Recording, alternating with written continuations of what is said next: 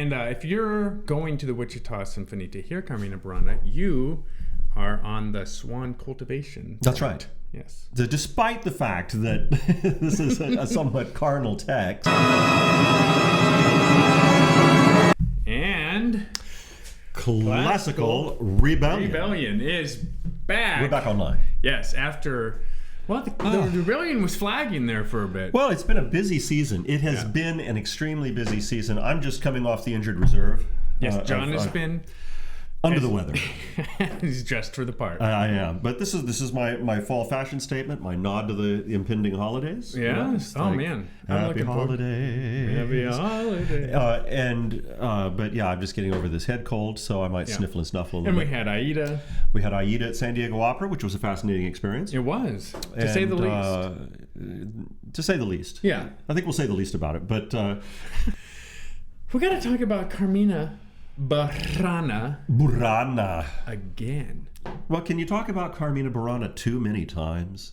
Apparently not. I guess not. It's a popular piece. It's on the all-time hit parade. And you know what? We're going to be talking about it in relationship to one of our favorite places neither of us has ever been, which is Wichita. Wichita, Kansas. The response from the Wichita Symphony Orchestra to our previous episode on Bruckner 6 was tremendous, was fantastic. We were thrilled to be talking about it. Yeah. I mean, way to go, Wichita. Their board president shared it with their entire board.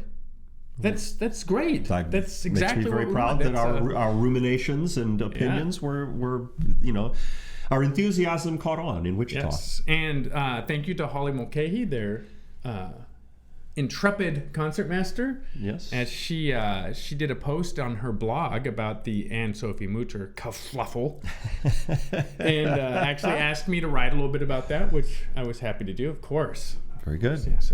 If you'd like to hear my voice, just let me know and I will hold forth. We're just trying to spread the gospel of classical music, as it were. 2 by 2. And to cultivate the enthusiasm for the audience. Yep. And they do great work. And Jesus sent them forth 2 by 2. And for you. That's right. Bible. Well, whiz kids out there. That's right. To go forth and multiply? It's physically impossible, John. Anyway. Moving right along. Carmina Burana. That is actually quite a Carmina Burana topic you just brought up. Yes, it is. Yes, it is. It is. The voices of spring, as it were, and the sap is rising. Yeah. That's what it's all about. The voice of the Goliard is heard in our land. The Goliards. Is heard in her gland. Yeah, very, very, very punny. Yeah, thank you very much. So the Goliards. This is the largest remaining, maybe the only remaining evidence that the Goliards existed, because there were 2 types of performers in the Middle Ages. Yeah, they were kind of the if the Middle Ages was the 4077th, Mobile Army Surgical Hospital, they were the swamp. Okay, you're talking about MASH. I'm talking about MASH. Yeah. They were the swamp tent. That's right. And so they kind of bounced out. Yes, so they had a good time while they were there. Yeah, they started as a sect of the clergy. There's only the Catholic Church at the time. There was one church, and their duty, as they saw it, was to highlight the distinction, or the I can't think of the word. There was doctrine, and then there was practice, and they made the fun. dichotomy. Yes, they made fun of that. It's a very, very good way to go about things, because if you get in trouble, you can say, I was just joking. Right? Yeah, they just got a little too into the side that they were criticizing. And then they were like, hey, we kind of like this. This is fun. Yeah, so it got really raucous. I would say almost rancid. Yeah, that's a good word. Yeah. That's a very good way of putting it. Yeah. So the Carmina Burana is texts from the Goliards. And you were saying that the Goliards represent the carnal counterpoint to the chaste love of the troubadours. Yes, the troubadours and chivalrous love. So you have Il Trovatore versus Karl Orff. Right. Or you've got Tannhäuser versus Carmina Burana. The baritone. Oh, Wolfram von Eschenbach. Wolfram, yes. So Tannhäuser, the character Tannhäuser in Act 2, making a case for the Venusberg for, physical love. Right. And you have Wolfram singing about the purity of the evening star. Oh, du mein holder Abendstern. Right. And so it's the sacred and the profane. And Carmina Burana is all profane. It's pretty profane. It's the profane poetry. It's as profane as it gets. It's, one of the poems that's not in Orff's setting. He said about 10% of the poems. It's about 240, and I think he said 24. Would you rate it R or X? This is rated PG-13. You think PG-13? I'm thinking at least R. For Karl Orff's version, I'm saying PG-13. Okay. Yeah. But there is a poem that's not set by Orff that talks about a 10-hour encounter with Venus herself. And they weren't, That's the kind of thing, if you have one of those for 10 hours, you go to the doctor. That's right. Get to a hospital.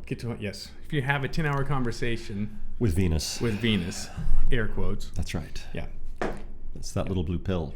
But I want to talk about The Swan. The Swan, which is a fascinating song because of the way that the tenor can sing it, the ways it can be presented. I've heard it twice this spring. I heard it with a countertenor, and I heard it with a high-voiced squillo tenor, who both have merit. It's hard to sing that high, with the kind of invective, because he's a swan who's being roasted, who's about to be eaten. Yes. And then that sort of implies what else is about to happen to him after he's digested. Yes. And then unceremoniously probably tossed out of a bucket onto the street. And the swan being a great sign of purity. Yes. Around the world. Going back to ancient Greece, the bringers of light, they're associated with Apollo and knowledge, and not enlightenment. Enlightenment didn't exist as a concept. Maybe holiness. Sure. Sure. So for someone to be eating a swan, first of all, it's illegal to kill swans in every country around the world. It's a big deal to kill a swan to this day. So the power of this image of a swan being consumed is very applicable in our current day and age. Our consumeristic cultural consumption, right? The quality of what it is that we're consuming in such great amounts, and then just evacuating all over ourselves. Yeah, it's kind of what we're saying. Our culture takes what is finest currently, debases it, brings it down, makes it into something to be eaten. Yeah, it's all very third chakra. If you want to get into the chakra, the heart being the first of the higher levels. The root chakra is your existence, and then the orange, the sacral chakra, is your relationships and sexuality, and then the solar, the yellow here, is your appetite and food. Okay. And that's about where our culture stops, is at cuisine. Right. We confuse food with culture and fineness and refinement. Oh, I had this wonderful goose, blah, blah, blah, with a microbrew, da-da-da. You're still down here. You haven't reached the higher levels of consciousness, which start at the heart. And so when we think of concert experiences, instead of making the effort to go and concentrate for 3 hours, we think, I can go to a convenient 2-hour concert of a lesser art form, and I'm sorry, but there are greater and lesser levels of complexity and craftsmanship that go into it, and then I can just consume that, and then having satisfied that appetite, rather than have then it goes down instead of coming up. Coming up into this kind of an experience, we just evacuate it. Yeah. Yeah, and that's that's the theory of being. Are we cultural swan eaters, or are we cultural swan growers? Yes, or cultivators, venerators. Yeah, right? Yeah. And if you're going to the Wichita Symphony to hear Carmina Burana, you are on the swan cultivation. That's right. Yes. Despite the fact that this is a somewhat carnal text, right? Nevertheless, the artisanship, and I have to say, I did having done a little research into Orff in some of his other aspects. This is the middle cantata of a trilogy. Actually, there's Catulle Carmina and the Triumph of Aphrodite. Okay. Neither of which are anywhere near the musical equivalent of Carmina Burana. This is a masterpiece, and as far as I can tell, it is Orff's masterpiece. Yeah. But the other aspect of Carmina Burana, and I offer this to any orchestral organization that might be listening, is that Orff was the originator of he was very deeply involved in eurythmics, the idea of simple musical motives that can be sung and embodied in motion. Okay. Carmina Burana really is meant to be danced. The chorus should be in motion. This is I've never seen it done. I'm sure I bet it has someone's been. done it. Yeah. But this is a significant challenge. If you get right down to it, the music of Carmina Burana, while very, very memorable in many of the numbers, is not complicated. No. The orchestration is elaborate. Many combinations but of the it. choral singing is very pretty. It's repeated motives, repeated motives in sets of 2, 3, 4, 5 times sometimes, numbers of verses, and each song has a motive theme which is recycled and repeated, and that's the way Orff wanted it. He wanted his music to be approachable, to move. I mean, listen to the famous, dum bum bum bum bum bum bum bum bum bum bum. The O Fortuna. Yeah, O Fortuna. The opening, yeah. How complicated is that? It's not very. It's not. Yeah. One note, another note. One note, another note. One note, another. Back to the same one. Let's add a third.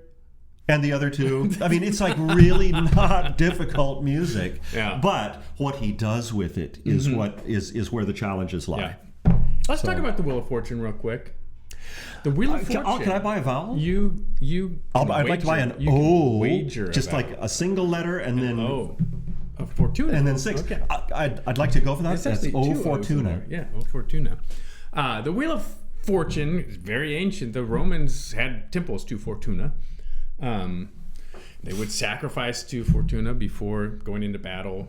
Before starting it, whatever, it doesn't matter what the Romans did. Here's what the Wheel of Fortune is. And that's what O Fortuna is talking about. It's the very first number in the piece. There's a lot of gambling that goes on in Carmina Burana. Yeah. Like they're playing the dice, they're wagering. They're in the tavern, they're drinking, they're making love. They're Remember, these are all the vices. Right. Yes, and they're venerating the vices. They're swan eaters. They're swan eaters for sure. They're wallowing in it. So the wheel starts with I shall reign. I shall reign. Yes. And meaning, I'm about to take up potential. My potential. And then the next quadrant is I reign. I rock and reign. Yeah. Okay. The next one is I have reigned. And then the final section of the wheel is I have no kingdom. I love that. I am beatified. And to me, that sounds exactly like what I would imagine a 3-day weekend in Vegas would be like. Pretty much. If I gambled. That's right. You may go away with some good memories. On the but way you're there, probably you're not rocking, like you're listening to Carmina Burana. You're walking gonna reign. That's right. I'm gonna walk up that sports betting table. That's right. Take the over under on whatever. And you'll probably win some, and then you'll spend the rest of it and leave broke. Yep. With no thing. Hopefully even possibly in debt. Wow. Yeah.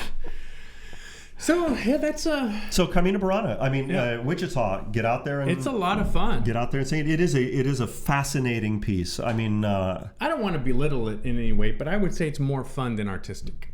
Yeah, I think that's fair. Yeah, I think he meant it to be that way. I mean, sure, okay. There are. If you really want to get technical and philosophical about it, I think it has its questionable aspects. Philosophically, I mean, and in as much as what philosophies does this really go with in the 20th century? But I mean, that's a matter of history rather than I think than present concern. Experience, yeah. But no, I think he meant it to be fun. I think he wanted his music to be approachable. The thing about Catulle Carmina, I mean, it literally has people screaming in it. It's one of those. Like, nah, and it's like for 2 pianos and chorus with like percussion instruments. It's like no, no. Then we get to something truly masterful, and then Trionfo di Afrodite is like meh. It's boring. The orchestration isn't anywhere on the same level with Carmina Burana. What he does with the orchestra in this is absolutely thrilling. It is. It's thrilling, and you're not going to regret it if you go hear it. So looking forward to see what some others reviewers have to say about it. All right. Wish we could be there. Set. Yeah. And Classical Rebellion. All right, let's keep rolling. Okay.